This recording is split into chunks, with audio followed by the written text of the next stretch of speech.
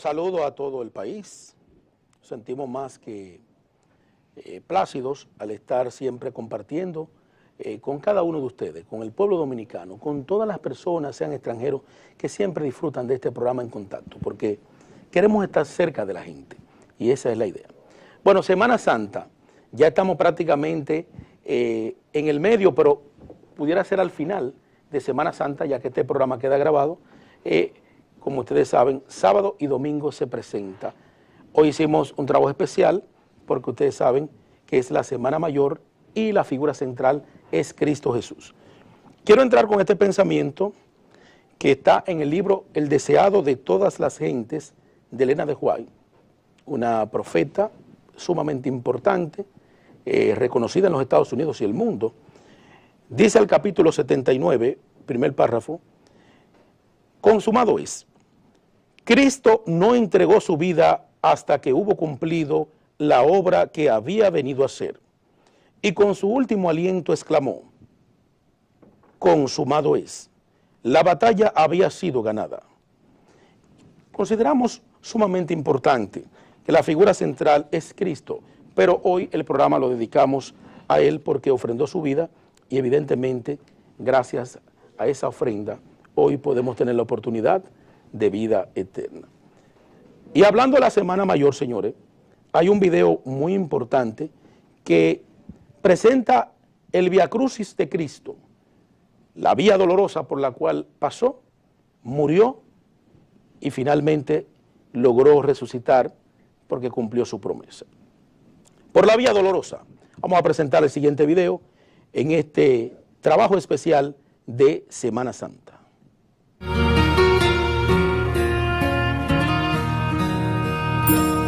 Por la vía dolorosa, triste un día en Jerusalén, los soldados abrían paso a Jesús, mas la gente se acercaba para ver al que llevaba aquella cruz.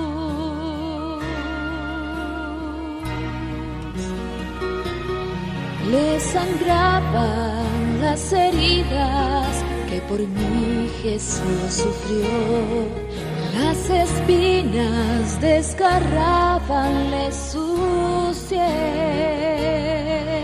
pero más inmenso fue su amor por quienes él iba a morir. Por la vía dolorosa, que es la vía del dolor, como oveja vino Cristo, Rey y Señor, y fue quien quiso ir por su amor, por ti y por mí, por la vía dolorosa al Calvario y a morir.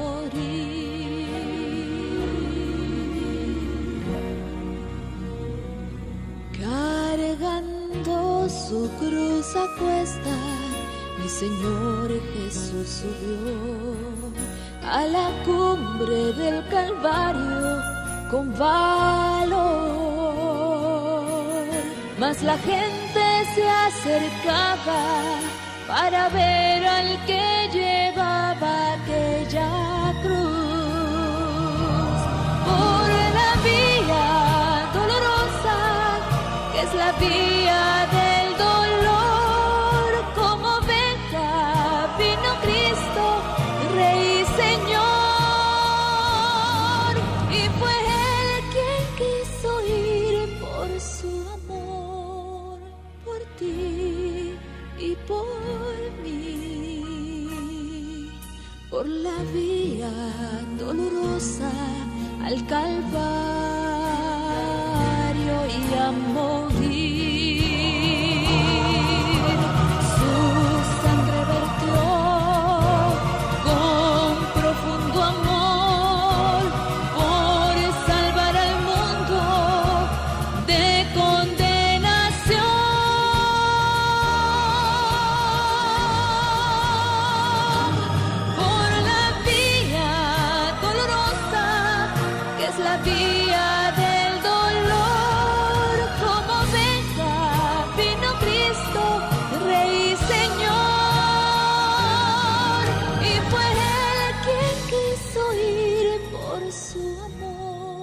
señores, ahí escucharon ese importante video por la vía dolorosa.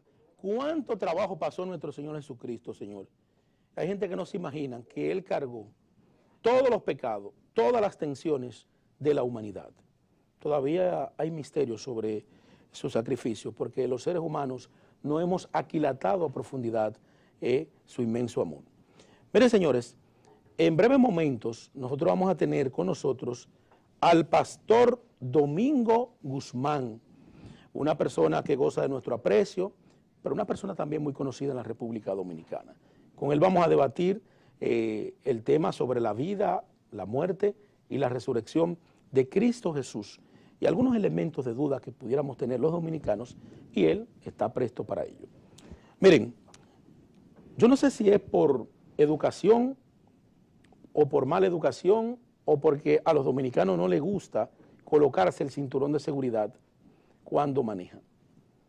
Esto ha traído muchas muertes, no solo aquí, sino en el mundo, pero como República Dominicana está entre los países con un mayor índice de accidentes de tránsito, hemos decidido llevarle un video sumamente interesante sobre el uso del cinturón de seguridad, los riesgos de no utilizarlo y evidentemente los riesgos para las personas, los familiares que abordan un vehículo con nosotros. Así que vamos a presentar el siguiente video sobre el uso del cinturón de seguridad. Un gesto, un instante, abrocharse el cinturón, un futuro. 4 de 5. ¿Cuál es la quinta? Mirad a los pasajeros de atrás en un choque frontal. Cojamos cualquier caso. Este mismo. 4 personas adultas. Van a pasar un día en el campo. Los pasajeros delanteros llevan abrochado el cinturón, pero los traseros no. Hablan tranquilamente como hacen siempre que salen juntos, pero esta vez será diferente. Un tractor les bloqueará el paso y el conductor no lo verá hasta que sea tarde y su coche lo embista. Los pasajeros delanteros estarán bien sujetos por sus cinturones, pero los traseros se convertirán involuntariamente en objetos pesados que acabarán aplastándolos. A 80 km por hora y sin cinturón, su peso multiplicado caerá sobre los pasajeros delanteros como si estos fuesen golpeados por una bola de acero de 1200 kilos. El movimiento los empujará contra los asientos delanteros, doblándolos y comprimiéndolos contra el frontal. El conductor se clavará el volante en el pecho, fracturándose las costillas y provocándose una lesión pulmonar. Los pasajeros de atrás también sufrirán lesiones graves.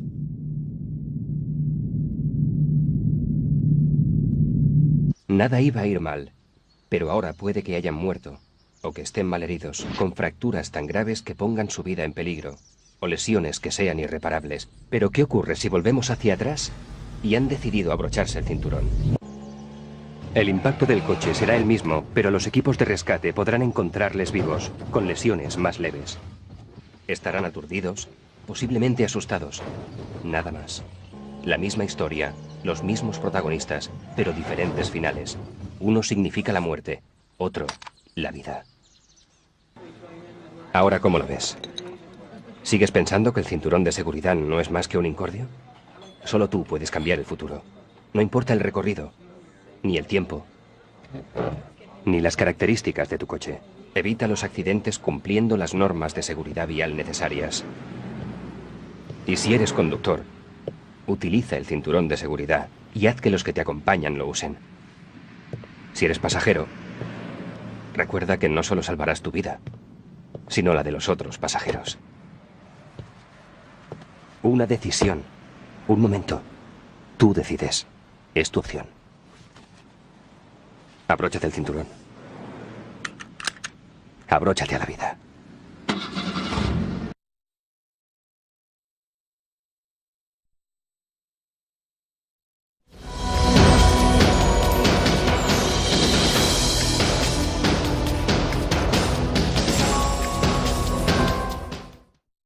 Aprovecha las grandes ofertas de Electrolama y Plaza Lama. Mini componente LG USB y Bluetooth, antes 9.995, ahora 7.995. Bocina portátil LG USB y multi Bluetooth, antes 10.995, ahora 8.995. Y mini componente LG USB y multi Bluetooth 5.300 watts, antes 13.995, ahora 11.995. Estas y muchas ofertas más solo te la ofrecen LG Plaza Lama, la super tienda. Veo modernos televisores, y lo fantástico del 3D. Y qué bien suenan esos equipos. Y Plaza Lama los tiene aquí. Rico se siente la ropa nueva. Ay, ay, ay, vinos, perfumes te cantarán. Que en el final del supermercado Todo deleita tu paladar. Lo que se ve, lo que se oye, lo que se siente, lo que se huele y lo que se saborea. Todo lo que quieren tus sentidos lo encuentras en la supertienda Plaza Lama.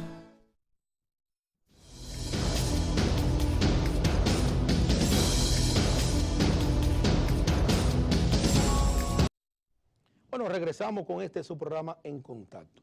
Ya está con nosotros el invitado esperado, Domingo Guzmán, teólogo, pastor, tiene también una administración en el ámbito de las empresas, pero también hay que reconocer que Guzmán tiene una maestría en liderazgo juvenil.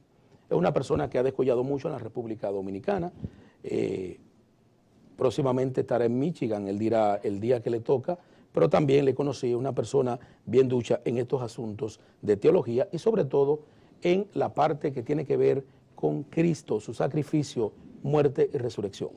Saludo, pastor, ¿cómo está usted, Guzmán? Muchísimo gusto, Del Orbe, un placer estar aquí en este programa En Contacto, una gran bendición que el Señor nos da en este día de poder estar en sintonía con las personas que te escuchan siempre.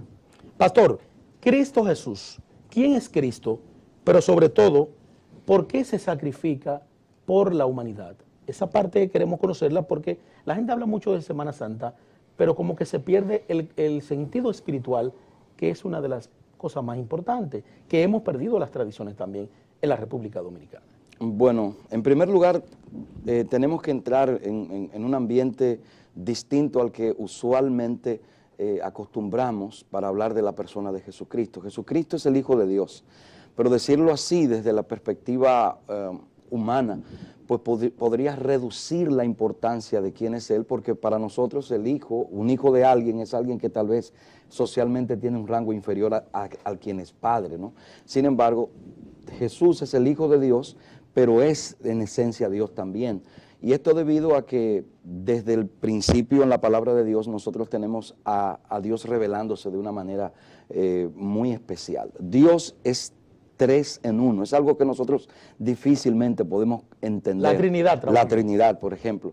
Pero el concepto trinitario está en la Biblia de una forma muy amplia, muy clara, incluso en el primer versículo de la Biblia.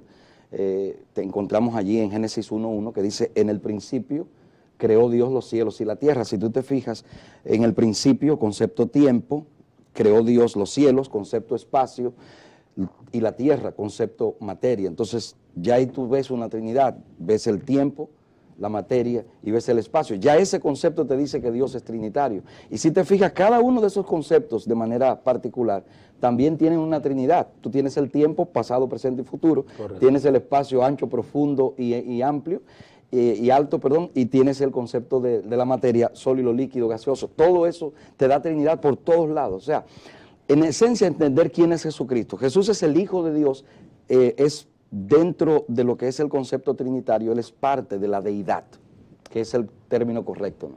Pastor, aunque vemos que el Imperio Romano fue uno de los de mayor duración, estamos hablando cerca de 7 siglos, sin embargo, un dominicano que esté viendo este programa, ¿por qué Cristo no nació aquí, de este lado de la isla, verdad?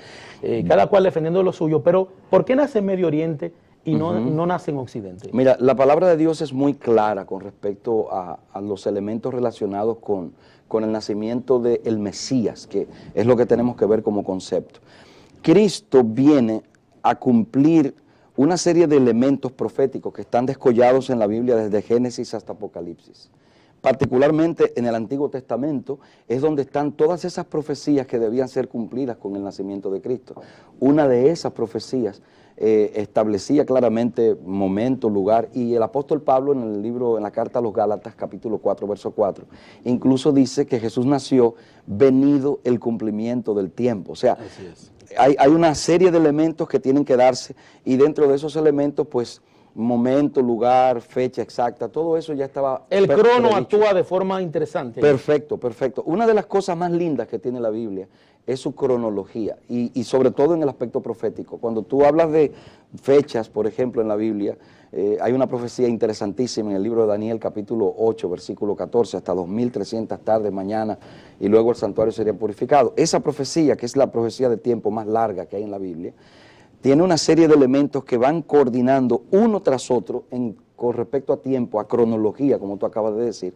Y es maravilloso ver cómo se cumple cada una de esas cosas. El nacimiento de Jesús, su muerte, el traspaso, por ejemplo, de lo que es la preeminencia del pueblo de Dios como nación en los judíos y cómo eso pasa a toda la humanidad luego de todo eso. Y así una serie de elementos que incluso tú acabas de mencionar el Imperio Romano como uno de los imperios más largos. Claro, claro. La Biblia decía eso. O sea, la Biblia establecía, por ejemplo, que el Imperio Romano estaba encajado dentro de una estatua que Daniel ve, y la parte de la estatua que representaba al Imperio Romano eran las piernas, o sea, la parte más larga del cuerpo. Correcto. Dentro de los imperios que ha habido en la humanidad, Roma está conocido históricamente como el imperio que durante más años gobernó el mundo. Pastor, Cristo, se sabe poco de su juventud. Cristo se enamoraba, Cristo se casó. ¿Qué pasó con ese Jesús joven? Como uno diría, cualquier hombre joven tiene sus debilidades. Entonces queremos saber, desde el punto de vista teológico y conforme a las costumbres judaicas, ese Jesús joven, ¿por qué en la parte ministerial se conoce poco de ese periplo, a menos de los 12 años, sobre la vida de Cristo? La vida de Cristo está plasmada en la Biblia. Y ese aspecto que tú mencionas de su vida está circunscrito a 2 versículos nada más de la Biblia. Y el niño crecía y se fortalecía y se llenaba de sabiduría, y la gracia de Dios era sobre él. Y el otro decía, y en Lucas 2:52, y el niño crecía, bueno, es el mismo texto prácticamente, y Jesús se llenaba de sabiduría y la gracia de Dios era sobre él. ¿Qué es lo que significa esto? Bueno, en primer lugar, contestando directamente tu pregunta, ¿qué pasó con esos años que no se sabe de Jesús? Bueno, la Biblia calla sobre eso. La Biblia no menciona los años entre los 12 hasta los 30 años. ¿Hay una razón 30 años. para ello? Te podría decir claramente que sí. O sea, todo lo que está en la Biblia que no se revela es porque hay una razón. Hay elementos en la vida de Cristo que por la revelación no iban a ser de trascendencia para el trabajo que él venía a hacer. Recordemos que Jesús no viene a nacer simplemente para ser un ser humano más. Jesús tenía una misión que cumplir. Correcto. Y los elementos claros de su misión eran establecidos en primer lugar con su nacimiento, cumplir las profecías, y lógicamente la parte más importante del ministerio de Cristo son sus últimos 3 años y medio de ministerio, que están muy bien documentados en todo lo que tiene que ver con la Escritura. Desde los evangelios sinópticos, estoy hablando de Mateo, Marcos y Lucas, podemos ver todo lo que tiene que ver con esos 3 años y medio. Y Juan, que es el evangelista que tal vez tiene una cosmovisión, no vamos a decir diferente, sino que vio otros aspectos más de Cristo, ya desde el aspecto teológico más bien. En síntesis, los años que Jesús, nosotros no tenemos datos sobre lo que ocurrió de su vida, la razón por la que no está, simple y sencillamente, esos elementos no eran relevantes para la obra que Jesús iba a cumplir, y por alguna razón el Señor permitió que no fueran cubiertos allí. Ahora, si tú me dices, ¿y qué pasó? Bueno, ahí están los versículos. Si Jesús crecía y se llenaba de sabiduría y la paz de Dios era sobre él, simplemente Jesús vivió esos años al lado de su madre, cuidando de ella, que era la costumbre. La costumbre judía era que cuando una mujer quedaba viuda, y fue el caso de María, son de los detalles que muy pocos conocen. Correcto. María, por ejemplo, queda viuda, José muere y Jesús queda al frente del hogar y él es que cuida de su madre. Y entonces, durante esos años Jesús trabajó en el taller de carpintería. Hay evidencia de eso porque incluso algunos de los judíos al verlo hacer milagros y cosas decían, ¿y este no es el carpintero o el hijo del carpintero? O sea, era conocido en el lugar donde vivía por tener una vida normal, como la tiene cualquier otra persona en ese sentido. Vamos a recordar al país que estamos conversando con el pastor Domingo Guzmán, un hombre que es ducho en estos asuntos, por eso lo tenemos aquí.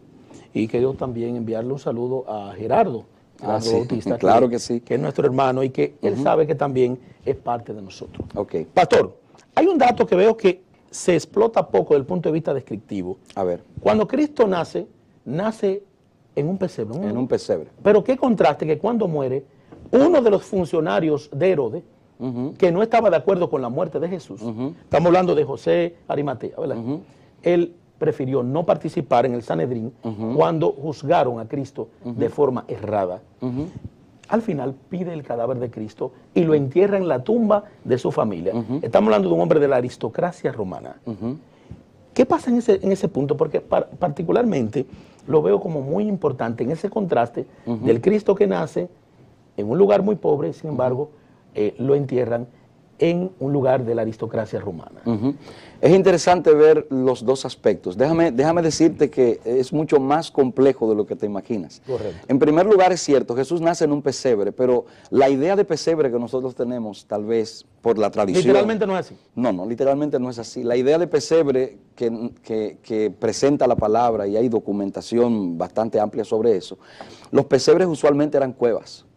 Eran lugares donde se tenía allí un espacio, una guarida con cierta protección para guardar allí a los animales y tener allí algún tipo de, digamos, almacén de comida, esas cosas para los animales. De paso, lo de almacén de comida también es muy relevante. Correcto. O sea, allí en el pesebre se colocaba el alimento para los animales, en este caso. Sin embargo, no quiero destacar el tema de animales, sino el hecho de que Jesús nace en una cueva también. O sea, Jesús nació en un pesebre al estilo judío, al estilo hebreo, ¿no?, de esa época, y entonces muere, y cuando muere vuelve a ser colocado en otra cueva. Jesús es colocado en un lugar donde usualmente se colocaba el alimento. Jesús es colocado en una cueva al morir, donde usualmente se colocaba también el alimento. O sea, en el caso de la tumba de José, esa tumba fue convertida, esa cueva es convertida en tumba especialmente por José para Jesús. Y lo coloca allí porque no a todo el mundo lo enterraban en una cueva.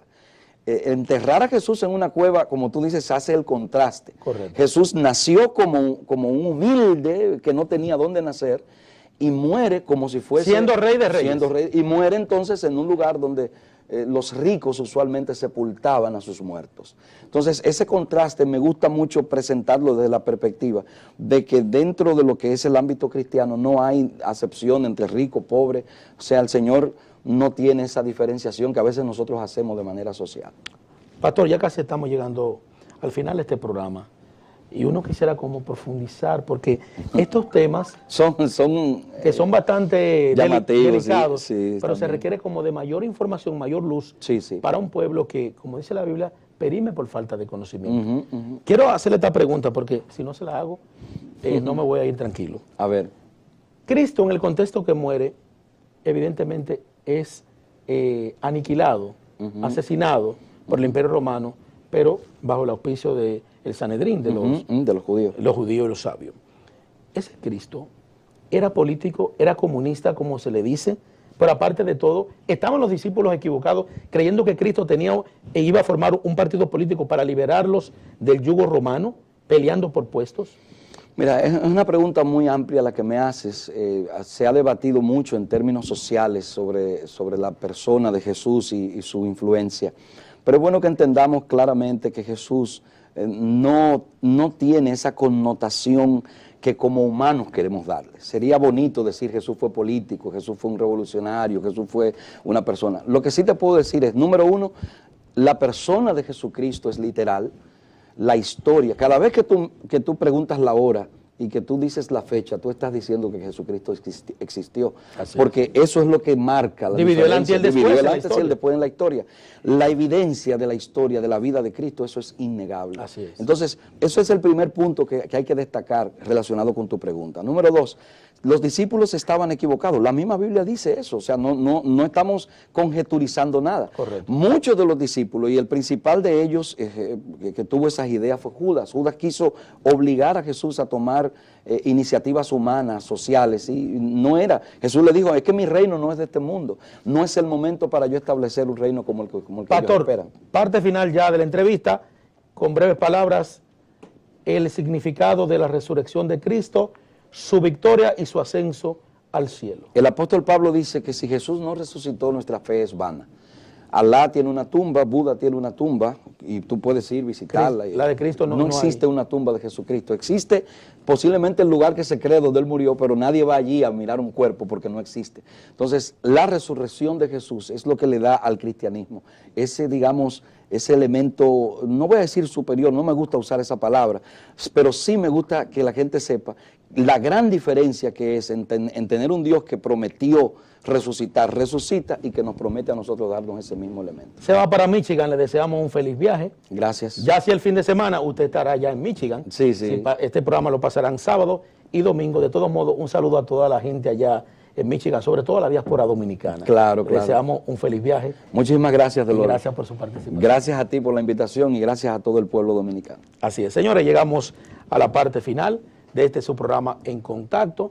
Las personas que ya en este periplo van a regresar, si toca repetir el programa, le pedimos cordura para evitar el número de accidentes que tanto afecta a la República Dominicana. Mucha paz, reflexión, pero sobre todo entender que Cristo es y seguirá siendo el eje central de la vida de cada uno de nosotros y sobre todo aquí en este planeta. Pásela buena y muchas bendiciones.